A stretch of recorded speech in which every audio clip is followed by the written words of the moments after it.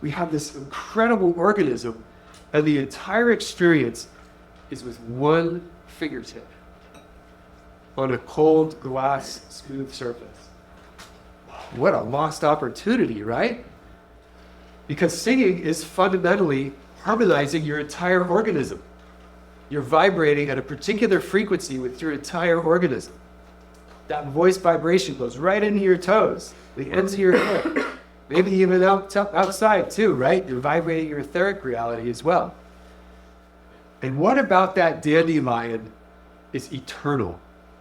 How do I know it's a dandelion? That which does not exist in the temporal realm. Can I get a quality of feeling around what that dandelion is? That quality of feeling around what that dandelion is lives in the spiritual world. That's spirit.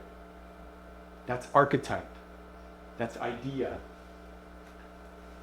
That is where the unseen reality exists. And so, because ultimately, if I don't develop these body senses, I don't learn about myself. I don't build inner pictures. I don't have a sense of who I am. And if those foundational pieces are not present, then how do I learn about the world? So today I'd like to talk about practices that we can bring into our lives, into our classrooms, into our schools, into our communities, so that we can still do this thing Waldorf.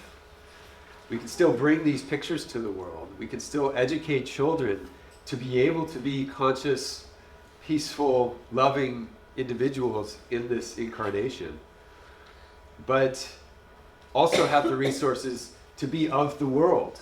Deal with it. But the goal of the education is to develop flexible human beings that can. That's why we do it.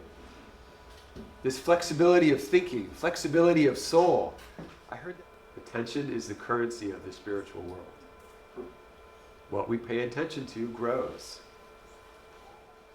You know, sometimes when I'll do parent meetings, I'll have all the parents turn their devices off.